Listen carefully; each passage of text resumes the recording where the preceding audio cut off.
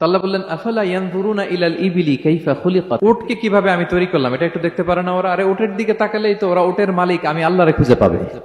উটের কথা আল্লাহ কেন বললেন?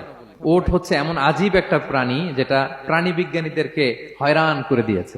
আল্লাহু আকবার, আপনি অবাক হবেন উটের যে ফিচার আল্লাহ তাআলা দিয়েছেন। প্রাপ্তবয়স্ক একটা উট একসাথে 200 লিটার পানি খেয়ে ফেলতে পারে, এবং ওটের পেটের ভিতরে একটা স্পেশাল ওয়াটার চেম্বার আছে, ওই চেম্বারে রেখে দেয়, যখন লাগবে ওইখান থেকে নিয়ে নিয়ে বেঁচে থাকে। 1 মাস না খেয়ে বেঁচে থাকে কি করে? ওটের পিঠে দেখবেন একটা কুজ আছে, এই পুরো কুজটা হচ্ছে চর্বির আধার।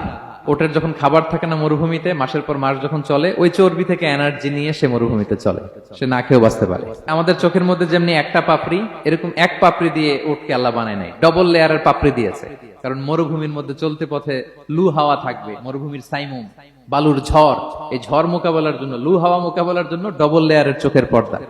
একটা পর্দা ফেলে রাখে আর একটা খুলে সে হাঁটতে থাকে, তার কিছুই হয় না। সুবহানাল্লাহ। আমাদের 98 ডিগ্রি ফারেনহাইটের স্বাভাবিক তাপমাত্রা, তাই না? 99 ডিগ্রি হলে আমাদের জ্বর, 100 ডিগ্রি হলে জ্বর, 101, 2 সর্বোচ্চ আমরা সহ্য করতে পারি। এর বেশি যদি হয়, 103 ডিগ্রি হলে বেহুশ হয়ে যায় মানুষ। 4 ডিগ্রি হলে আমাদের দেহের ভেতরে যে কোষগুলো আছে এগুলো মরে যায়। কিন্তু একটা উট মরুভূমির তাপমাত্রায় প্রতিদিন 104 ডিগ্রি 5 ডিগ্রি তাপমাত্রা সহ্য করে খুব স্বাভাবিক উট চলতে পারে, তার কিছুই হয় না।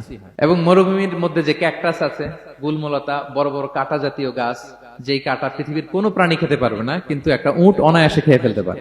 উটের জিহ্বাকে এবং পাকস্থলীকে আল্লাহ এমন স্পেশালি মেড করেছেন, যত কাঁটা দিবেন খেয়ে সাবার, ওর কিছুই হয় না। সুবহানাল্লাহ বিহামদিহি। Be a part of our vision. Do listen and share the khair.